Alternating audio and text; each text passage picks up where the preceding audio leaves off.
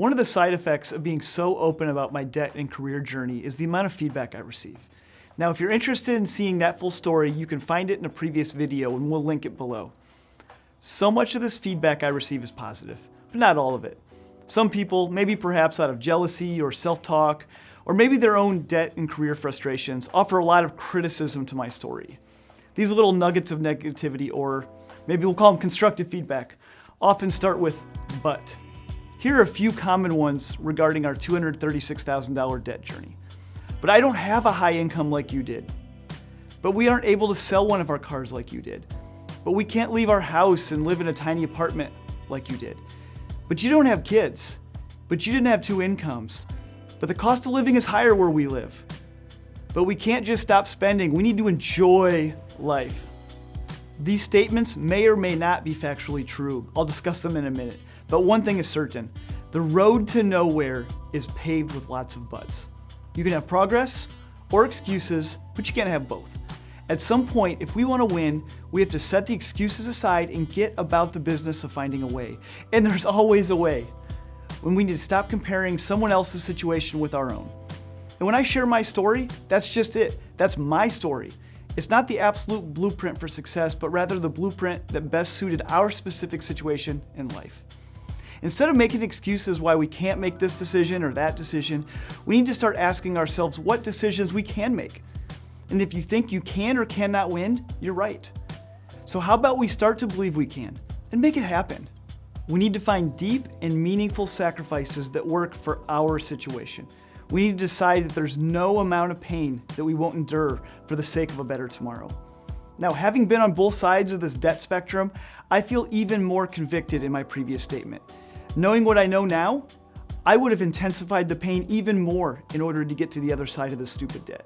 It was a long and grueling 4.5 years to pay off $236,000 of debt. But it changed us. The process changed us.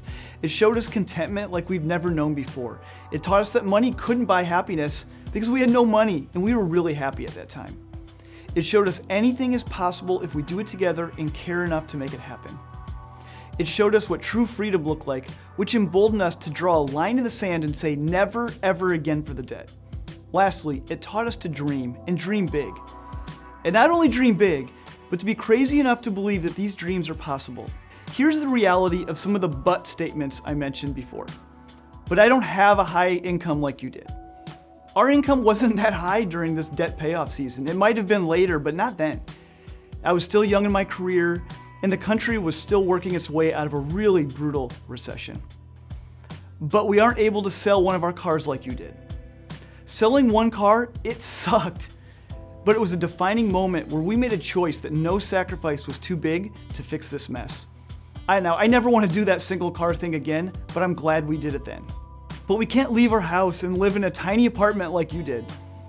This is going to sound harsh, but the only thing stopping you or me from moving from a house to a little apartment is pride.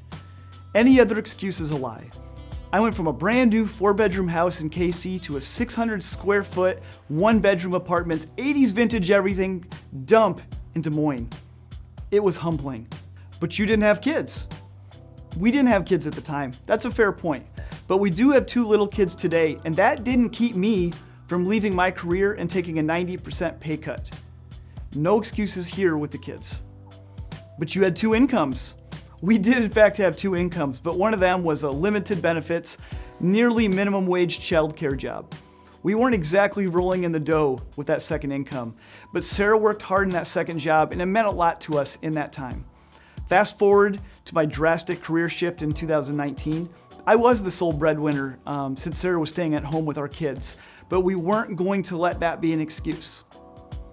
But the cost of living is higher where we live. Yeah, that might be fair. The cost of living in Des Moines, it's lower than some cities, but it's higher than others. But it's not the reason we won. There are people winning in really expensive cities and losing in cheap cities. But we can't stop spending. We need to enjoy life, Travis. We only live once. Yes, spending can be fun, but it can't make us happy. You can choose to keep spending, or you can choose a better life. Or maybe you can choose a better life, which would include more spending down the road.